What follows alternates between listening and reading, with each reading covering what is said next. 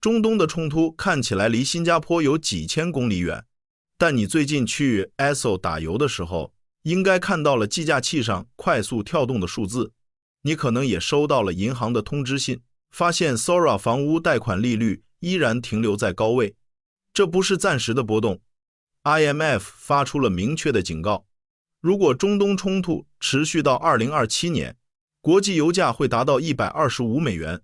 你手里新币的购买力，还有你每个月要交的房贷，都会受到直接影响。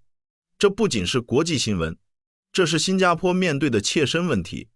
今天我们来讨论这场全球经济失速危机。在开始之前，可以在评论区分享一下你这个月的生活费比去年多支出了多少。很多经济学家之前误判了中东冲突的持续时间。在5月4日的华盛顿米尔肯研究所论坛上， IMF 总裁格奥尔基耶娃说明了当前的情况。他们原本用来预测全球经济复苏的基准模型已经失效。什么是基准模型失效？各大机构原本预计2025年全球经济有 3.1% 的温和增长，通胀会降到 4.4%。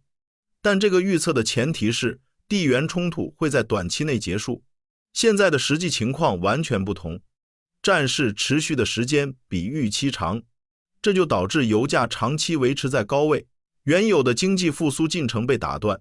IMF 指出，在不利情境下，全球经济增速会下滑到 2.5%， 而通胀会上升到 5.4%。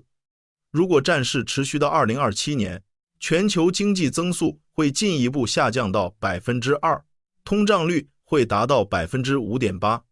低增长和高通胀同时出现，大家觉得现在的物价回落了吗？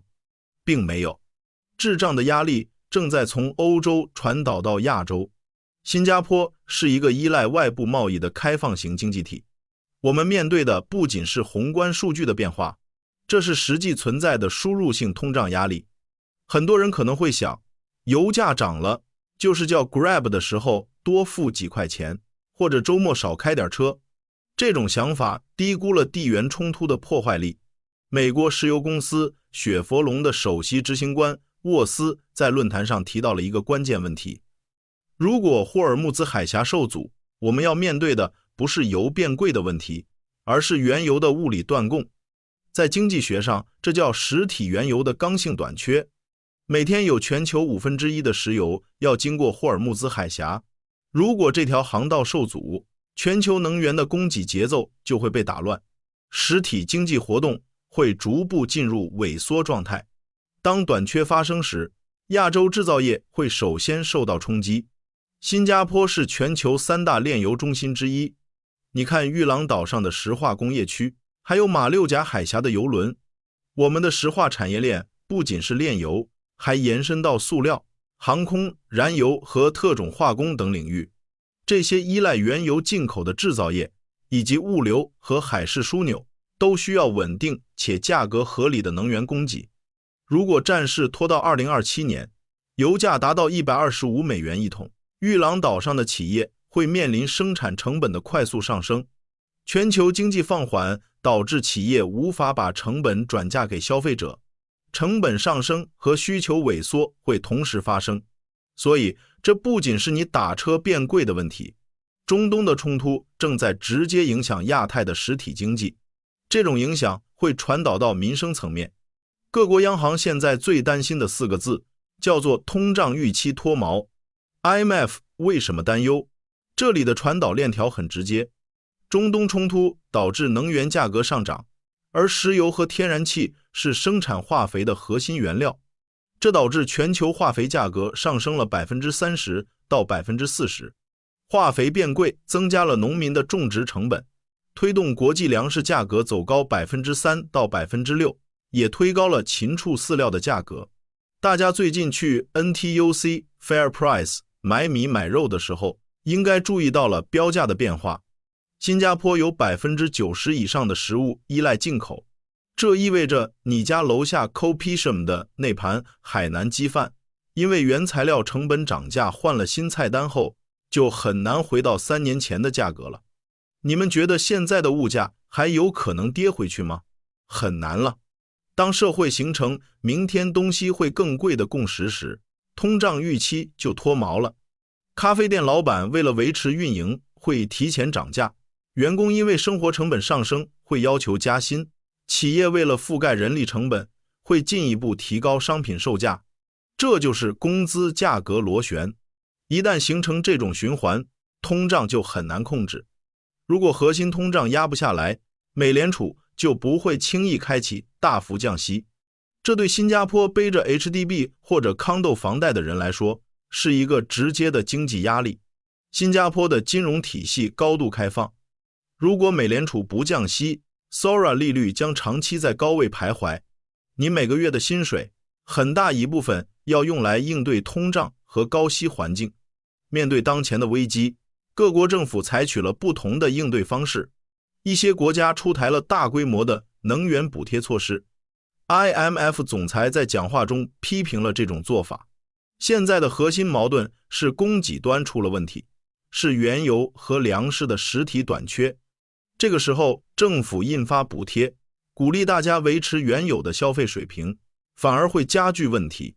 用增加货币供应来对抗供给侧短缺，只会让追逐有限商品的钱变得更多，这会把国家推向经济停滞与通胀高企并存的滞胀状态。看看现在的欧洲，欧盟经济专员东布罗夫斯基斯最近警告，中东冲突正将欧盟推向滞胀。虽然欧洲现在的能源储备比2022年完善，但由于前期过度的能源补贴，经济增长依然面临停滞风险，物价也居高不下。大家觉得政府仅仅靠发 CDC vouchers 能解决通胀问题吗？